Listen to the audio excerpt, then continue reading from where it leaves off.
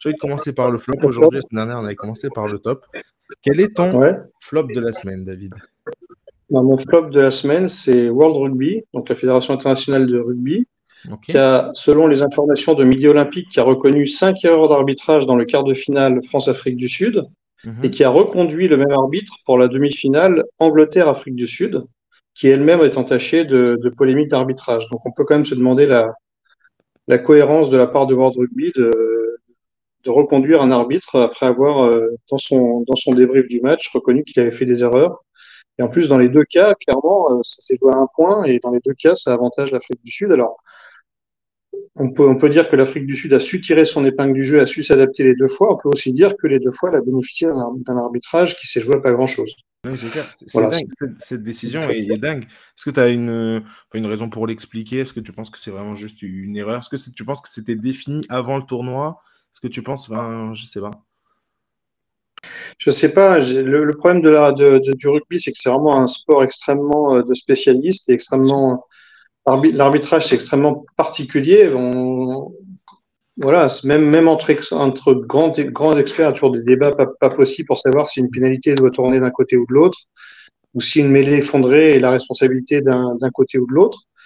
Et le problème, c'est que quand on est sur une demi-finale ou un quart de finale de Coupe du Monde et que ça se joue à un point, bah, cette pièce qu'on jette en l'air, elle a beaucoup de valeur, beaucoup de poids. Et donc, pourquoi le World Rugby a pris le parti voilà, de mettre deux fois le même arbitre pour arbitrer l'Afrique du Sud sur des matchs aussi importants? Ça, j'avoue que c'est un mystère qui mériterait peut-être une enquête un peu plus approfondie. Mhm. C'est clair. Voilà, je n'insinue rien, évidemment, mais Non, non, non. ça mérite un carton jaune à minima, quoi. C'est sûr. On va en reparler après très rapidement du rugby, comme on a beaucoup, beaucoup parlé ces dernières semaines. On va en reparler un tout petit peu. Moi, mon flop, de mon côté, c'est dur, mais c'est comme toutes les semaines. Comment ça peut être autre chose que l'Olympique Lyonnais? Là, c'est fou, hein. C'est Moi, compliqué. j'avoue, quand j'ai vu le score hier, j'ai pas vu le match, mais j'ai vu le score, j'en revenais pas. C'est J'en dingue. revenais pas. C'est dingue. Moi, je me suis tapé le match, moi, et j'aurais peut-être pas dû. Parce que...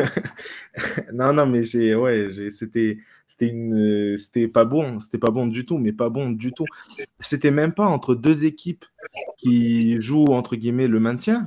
C'est-à-dire que c'était entre une équipe qui joue le maintien, donc Clermont, et une équipe qui ne sait même pas ce qu'elle joue, ne joue strictement rien, ne sait pas quoi faire. Et bah, c'est une équipe qui a vraiment perdu Une sur le équipe qui se terrain. rend pas compte qu'elle joue le maintien. C'est plus ça, Je exactement. suis Une d'accord équipe qui avec ne toi. se rend pas compte. L'OL, c'est une équipe qui se rend pas compte qu'elle joue le maintien. Ouais, C'est c'est ça. exactement ça. Donc, bref, je me suis dit, j'ai espéré jusqu'au bout, est-ce que Greg va nous sortir sa chemise cette semaine? Mais non, là, ce sera toujours pas là. Et puis, ben, ouais, c'est une cata. Non, c'est horrible. Dernier petit truc, enfin, on va en Incroyable. reparler, du coup, je vais pas en dire beaucoup plus. Mais la meilleure équipe de la région Auvergne-Rhône-Alpes, ben, c'est Clermont. Et ça en dit long, quoi. Donc, Ouais, et Clermont, peut-être Grenoble en 2 et Lyon en 3. Ouais. ça, c'est Parce que fou, Grenoble quand même c'est dingue. quand même marche assez bien en Ligue 2 cette année.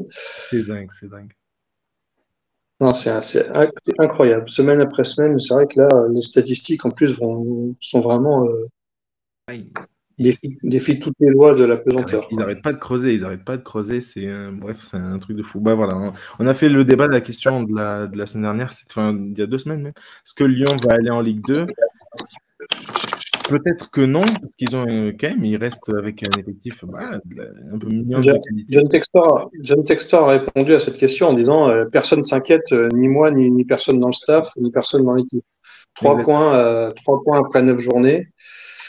Bon, je pense toujours pas qu'ils vont descendre en Ligue 2, mais il va quand même falloir se mettre à gagner des matchs à un moment donné, quoi. C'est sûr. 3 points en 9 journées, Ouais. c'est vraiment un rythme de descendeur. Ouais. Non, mais largement, un rythme de quelqu'un qui fait l'ascenseur, ça c'est sûr. Mais voilà, bref, on va en reparler de l'OL, donc il y aura un petit peu de... voilà, on va aussi, comment dire, parler de leur prochain adversaire, parce que... Enfin bref, bon, je ne spoil pas plus, on en reparlera de l'OL. Donc voilà, David, c'est Okay. quoi ton top de la semaine? Alors, une fois n'est pas coutume, je vais saluer du handisport. On a conservé notre titre de champion du monde de fauteuil électrique, en foot fauteuil électrique, ce week-end ou cette semaine, je ne sais plus quand est tombé le résultat. Mais bon, on n'a pas tant de titres de champion du monde que ça à se mettre sous la dent en sport co, donc on va prendre celui-là avec. On va féliciter l'équipe de France de foot fauteuil électrique. Totalement. Voilà, Totalement. Ok. voilà mon top. Moi, mon top de la semaine, c'est pareil. Une fois n'est pas coutume. On va parler de choses qui ne sont pas, voilà, qu'on n'a pas l'habitude de parler, surtout en top, parce qu'on a l'habitude de parler tennis. Mais tennis français en top, je suis pas sûr qu'on le mette souvent, même c'est même très rarement. Et du coup, je crois que c'était hier, c'était le dimanche, il me semble. Gaël Monfils. Voilà, Gaël Monfils a remporté donc l'Open de Stockholm contre donc Kotov en finale. Euh, C'est un, faut Comment? que c'est un ATP 250 quand même. C'est pas non plus. C'est un ATP 250. C'est pas non plus le C'est gratin vrai, du gratin, c'est vrai. mais bon, c'est bien de gagner, de regagner un titre. Exactement. Surtout que, encore une fois, dans la même, entre guillemets, au même moment, voilà, à quelques heures d'intervalle près, on va dire, Arthur Fils, du coup, s'est incliné en finale. Lui a perdu, mais est allé quand même en finale et a perdu donc contre Bublik en 2-7. Mais pour y arriver, il avait battu Tsitsipas, par exemple. Enfin, voilà, c'est pas rien de battre Ouais. Tsitsipas quand même. Donc voilà, pareil, donc c'était l'ATP d'Anvers. Et pareil, autre petite stat un peu rigolote on peut se dire que l'un c'est le passé et l'autre le futur du tennis français. Arthur Fils, à 19 ans, donc, est devenu le plus jeune finaliste du tournoi d'Anvers. Voilà. Et Gaël Monfils, de son côté, est devenu le joueur le plus âgé, du coup, à remporter Stockholm. Donc voilà, l'histoire, enfin voilà, Gaël Monfils a 37 ans.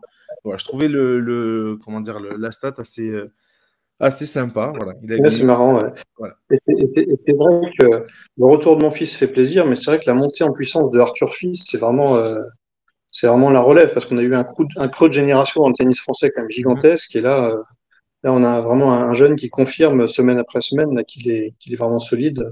Exactement. Donc Arthur Fitz, on espère que ça va aller très haut. Ouais.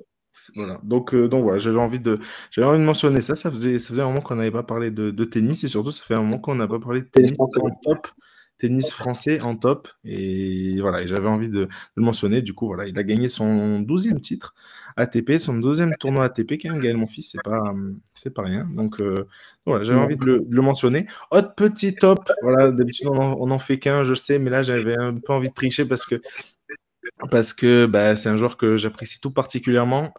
Joao Félix avec le Barça, voilà, il renaît. C'est un joueur qui est passé, enfin voilà, par des clubs qui ne jouaient pas son football, donc que ce soit l'Atlético et Chelsea, qui ne comprenaient pas ce joueur tactiquement et techniquement. Et là, il se retrouve au Barça. Alors, il s'éclate pas encore tout à fait. Je pense que quand il y aura Pedri et puis quand De Jong sera revenu de blessure, ce sera tout autre chose. Il s'éclate pas encore à 100%, mais c'est le clair meilleur joueur, je pense, hein, d'un mon point de vue du Barça en ce début de saison.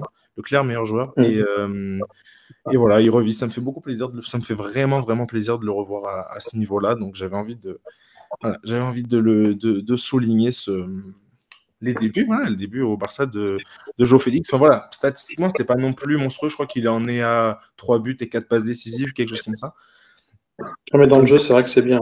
Voilà, mais C'est vrai c'est, qu'il a mais, pris, mais c'est quand il a même pris la place laissée vacante par Ousmane Dembélé, comme en tant que créateur, et avec un style plus étoffé, plus complet que Ousmane Dembélé. plus Et c'est axial vrai aussi. qu'il est plus axial aussi. Et c'est vrai qu'il est vraiment ouais, flamboyant. À un moment où Lewandowski baisse un tout petit peu, donc ça tombe bien pour le Barça C'est ça, d'avoir cette relève-là. exactement. Et hier, voilà, c'est lui qui offre encore la passe décisive à la pépite Gouy, je crois que ça se dit comme ça, Guillot. Ouais. Mais voilà, bref, il est super en forme et ça fait plaisir Et de le retrouver. la Liga, elle va être intéressante cette année parce que il y a le Real qui patine un peu. Il y a eu l'Atlético qui a fait un petit carton ce week-end. Le Barça qui revient sur les talons de tout le monde. Et c'est loin d'être joué pour le titre cette année. Ça va être très disputé, à mon avis. C'est clair.